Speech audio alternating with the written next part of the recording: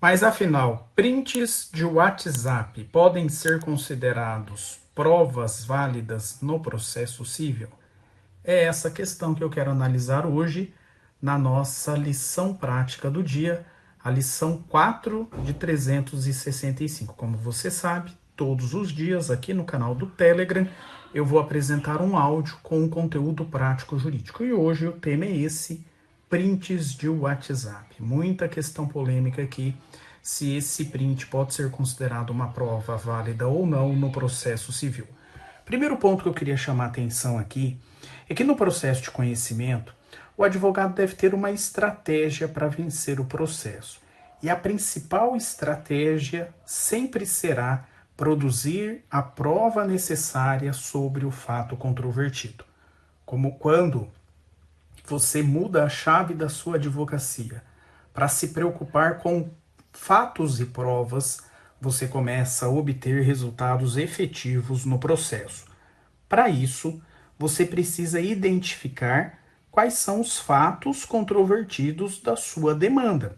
Ou seja, qual ou quais são os fatos que foram alegados pelo autor na petição inicial que foram impugnados pelo réu na contestação. Quando o réu impugna o fato apresentado pelo autor, ele se torna controvertido. E agora, sobre ele deve recair os meios de provas. Bom, fato controvertido é fato objeto de prova. E a prova é um direito fundamental das partes. Autor e réu, nos termos do 369, autor e réu têm o direito fundamental de produzir provas no processo. Qualquer prova pode ser produzida pelas partes no processo, já que elas detêm o direito fundamental de produzi-las? Não. Elas, as partes, têm o direito fundamental de produzir as provas necessárias. E provas necessárias são aquelas relevantes e úteis. Relevantes porque recaem sobre um fato controvertido. E úteis porque são provas que têm aptidão para demonstrar o fato alegado. São provas que serão úteis, adequadas, para demonstrar o fato controvertido. Se no caso concreto a prova requerida é uma prova necessária, relevante e útil, aí sim, autor e réu têm o direito fundamental de produzi-la no processo, o juiz não pode indeferir a prova necessária. Quando que o juiz pode indeferir uma prova no processo? Quando for uma prova que não recai sobre ponto controvertido, portanto, uma prova que vai demonstrar um fato irrelevante, ou quando o meio de prova postulado é inadequado, é inútil para o fim de demonstrar o que se quer demonstrar. Aí o juiz pode indeferir a produção da prova e não haverá ofensa ao direito fundamental de produzir provas. Olha, na minha experiência como magistrado, mais de 20 anos atuando em processo civil, eu posso garantir para você que a maioria das ações, a instrução probatória é resumida a três meios de prova: prova documental, prova testemunhal e mais raramente, em alguns casos, prova pericial. A grande maioria das demandas elas ficam limitadas, restringidas a esses três meios de provas: prova documental, testemunhal ou pericial. O que eu quero mostrar para você é que para que você obtenha sucesso na sua advocacia, você deve se preocupar também em produzir outros meios de prova, sair do básico, avançar em relação à produção da prova. O Código de Processo Civil prevê 9 meios de provas típicos, mas ainda o próprio Código de Processo Civil ele autoriza que provas atípicas sejam produzidas no processo. O 369 também garante o direito de produzir provas atípicas. E aí começa a surgir uma importância muito grande em relação às provas digitais, os documentos digitais. O que é um documento digital? Documento digital é quando um fato ele está registrado em um suporte eletrônico. Ele está armazenado em um suporte eletrônico. E aí, as provas produzidas pelos smartphones, né, os smartphones constituem fontes de prova. Por quê? Porque são documentos digitais, áudios gravados, vídeos, é, fotos, e-mail, prints de WhatsApp, tudo isso pode constituir um documento digital e ser usado numa demanda como prova. Todo documento digital, quando ele vai ser utilizado num processo, ele deve observar os pressupostos de validade e de utilidade, né, dessa prova digital. E aí, essa prova digital, ela deve sempre observar quatro pressupostos. Anotem aí. O primeiro pressuposto de uma prova digital é a autoria.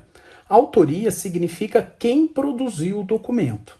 O segundo pressuposto de validade de uma prova documental eletrônica ou digital é a autenticidade.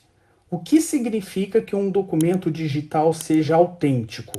O conteúdo do documento foi produzido por aquele que declara que produziu o documento. Portanto, a autenticidade significa uma coincidência entre o autor aparente e o autor real. Quem produziu realmente o documento é aquele que aparenta que produziu o documento. O terceiro pressuposto para que essa prova digital seja válida é o pressuposto da integridade. E aí tem a ver com o conteúdo do documento eletrônico. O conteúdo do documento eletrônico é íntegro, não foi alterado. É o documento originariamente realizado. Não houve nenhuma alteração do seu conteúdo com a inserção ou retirada de dados. O documento, portanto, é íntegro. E o quarto pressuposto de validade da prova documental eletrônica é a preservação da cadeia de custódia. Ou seja, o quarto pressuposto é um documento eletrônico tem que ter o registro dos seus dados e metadados. Ou seja, quando esse documento for coletado pela parte, ela deve coletar de uma forma a garantir que é a possibilidade de demonstrar a autoria, a autenticidade e a integridade, caso esse documento seja questionado judicialmente. Por isso que é muito importante, quando se fizer a coleta da prova digital eletrônica, a coleta do áudio, a coleta do vídeo, a coleta da mensagem por WhatsApp, a coleta do e-mail, a coleta de uma publicação numa rede social, a coleta de um print de uma página da internet. Toda vez que fizer a coleta desse documento digital, fazer de uma forma em que seja garantidos os dados e metadados. Por isso que nós temos algumas empresas que fornecem esse serviço, o serviço de certificar a autenticidade da prova eletrônica, como, por exemplo, a empresa, o aplicativo, a startup verifact.com.br. Você contrata esse serviço, navega na internet e tudo aquilo que você registra ao navegar na internet, aquilo fica com seus dados e metadados preservados em um relatório, e esse relatório pode ser usado como prova documental eletrônica. Se amanhã ou depois essa prova for questionada pelo adversário e for preciso fazer uma perícia digital para comprovar a autoria, a autenticidade e a integridade, a forma de coleta da prova garante a realização dessa perícia digital. Muito bem, mas e o print de WhatsApp?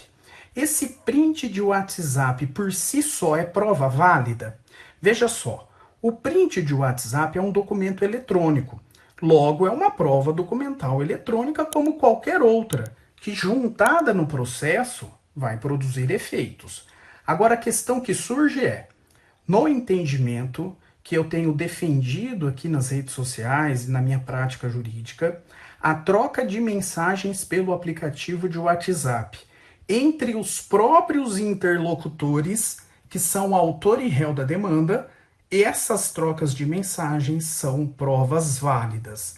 Agora, conversa de WhatsApp com terceiros ou conversa de WhatsApp entre advogados do litigantes, ou seja, qualquer troca de mensagens de WhatsApp que extrapola os próprios litigantes interlocutores da conversa, eu entendo que essa prova é ilícita, fere aqui o artigo 5º, inciso 56, desculpe, da Constituição Federal, onde lá, nesse artigo 5º, 56, está dito na CF que são inadmissíveis no processo as provas obtidas por meio ilícito.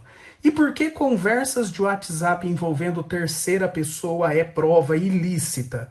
Porque há aqui a quebra da presunção de confidencialidade que existe numa troca de mensagens entre os interlocutores.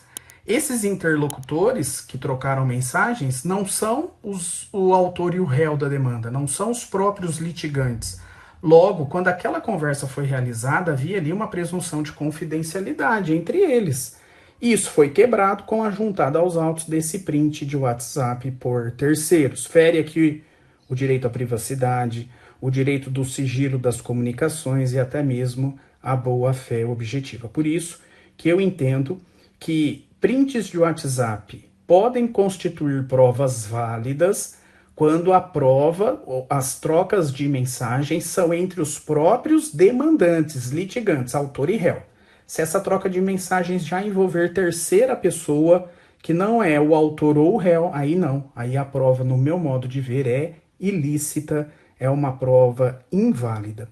Bom, nós vamos aprofundar esse assunto em outros áudios, mas o importante é que você tenha essa ideia inicial do entendimento que deve prevalecer na jurisprudência do STJ. O STJ ainda não conheceu essa questão.